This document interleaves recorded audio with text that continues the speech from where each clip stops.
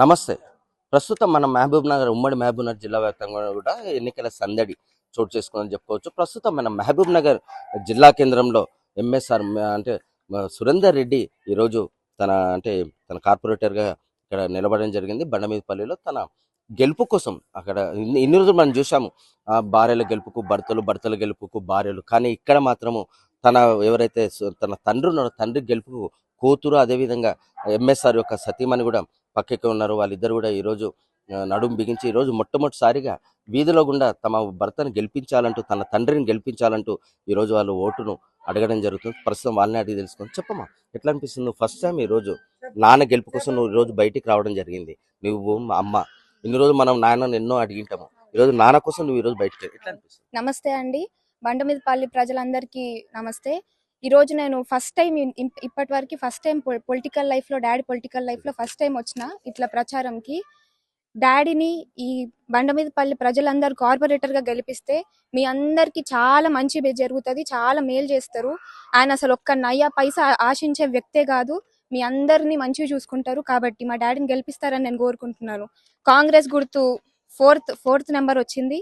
Please మా daddy vote చేయండి, గెలిపించండి, చాలా మెజారిటీతో గెలిపించండి ప్లీజ్. Thank you. ఎట్లా అనిపిస్తుంది మరి ముందర నీ కూతురు మీ భర్త కోసం అడుగుతుంటే ఎట్లా ఫీల్ అవుతుంది? చాలా హ్యాపీగా ఉందండి. మా ఆయన చాలా కష్టపడ్డాడు 20 ఇయర్స్కి వెళ్ళి. బండమీదపల్లినే మాది, కాకపోతే మేము అవసరాల రీత్యా పక్కకి వెళ్ళాము. మేము నాన్ లోకల్ ఏం కాదు, లోకలే. మా ఆయన కంపల్సరీ బండమీదపల్లి వ్యక్తే. మా ఆయనను కంపల్సరీ గెలిపించాలి. చాలా కష్టపడతాడు, ఆయన గురించి అందరికీ తెలుసు, మేము చెప్పాల్సిన అవసరం ఏం లేదు. మా ఆయనను కంపల్సరీ భారీ మెజార్టీతో గెలిపియాలి. ఇది అంటే ఎంఎస్ఆర్ యొక్క సతీమణి కావచ్చు, వాళ్ళ కూతురు ఈరోజు మా ఫాదర్ గెలిస్తే ఈ బండమీదపల్లిలో అభివృద్ధి చేపడతామంటూ కూడా అంటున్నారు. ఇక్కడ అవా ఎట్లా అనిపిస్తుంది? అవా ఈరోజు నువ్వు చూసిన ఇంత నీ వయసులో ఎంతో మందిని చూసింటావు, ఈ రోజు భార్య వచ్చింది, వాళ్ళ కూతురు వచ్చిండ్రు, ఎట్లా అనిపిస్తుంది? మంచిదే కదా, మంచిగా చేస్తామని మాకు తెలుసు. చిన్నప్పటి తింటున్నప్పటి చూసినాం, మేము తింటున్నప్పటి చూసినాము. ఇదే ఊరు ఆయన, ఏ ఊరు ఆయన కాదు. ఇప్పుడు అంట చూడడంలో ఏ ఊరు ఆయనే. ఫస్ట్ లేక అక్కడ పోయినప్పుడు ఈ డబ్బులు లేక మంది లేక భక్తుల కోసం పోయిన వాళ్ళు డ్యూటీలో కొత్తరా. ఇప్పుడు ఈ ఊరు వాళ్ళు వేరే ఊరు కొత్త, ఈ ఊరు కావాలని అందరూ కోరుకుంటున్నాం. ఈ ఊళ్ళు వేయాలి, ఓట్లు వేయాలనుకుంటున్నాం. వేయాలి, మంచిగా ఉండాలి, మంచిగా ఉండాలి, మాకు సరిపోయినంత ఉండాలని అనుకుంటున్నాం. వేస్తాం, ఓట్లు వేస్తాం, ఖచ్చితంగా వేస్తాం. 11 డివిజన్ నమస్కారాలు అందరికీ, ప్రజలందరికీ ధన్యవాదాలు. మన బండమీదపల్లి నుంచి ఎంఎస్ఆర్ అన్న పోటీ చేయడానికి దిగిండు.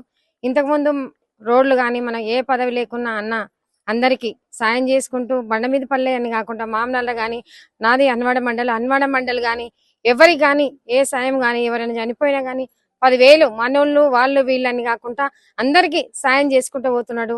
అందుకని మనం బండమీదపల్లికి వెళ్ళి ఇప్పుడు మనకు ఛాయిస్ వచ్చింది. అన్న పదవి ఉన్నా లేకున్నా అన్న మన అందరికి సాయం చేస్తాడు. ఇప్పుడు ఇంతకుముందు బండమీదపల్లికి మేము వచ్చినాము, అన్న కాడికి వస్తే అందరూ సీసీ రోడ్లు కానీ మనకు బోల్రు అడిగిన వెంటనే బోల్ వేసిండ్రు, సీసీ రోడ్లు వేసిండ్రు. అందరితోని మంచి కలిసిమెలిసి అందరితోన మంచిగా ఉంటాడు అన్న. అందరు ఊర్లో కూడా మంచి స్వభావం ఇస్తున్నారు, మాకు ఆహ్వానం పలుకుతున్నారు. అందరూ మనం మంచి మెజార్టీతోన అన్నను గెలిపించుకుంటే మన పైన దేవుడే అన్నను పంపించిందనే అనుకుంటున్నా. నేనైతే మనము మంచి మెజార్టీతోనే గెలిపించి దేవునిలాగా అన్నను మనము మంచి మెజార్టీతోనే గెలిపించుకొని అన్నను మనం నిలబెట్టుకోవాలి.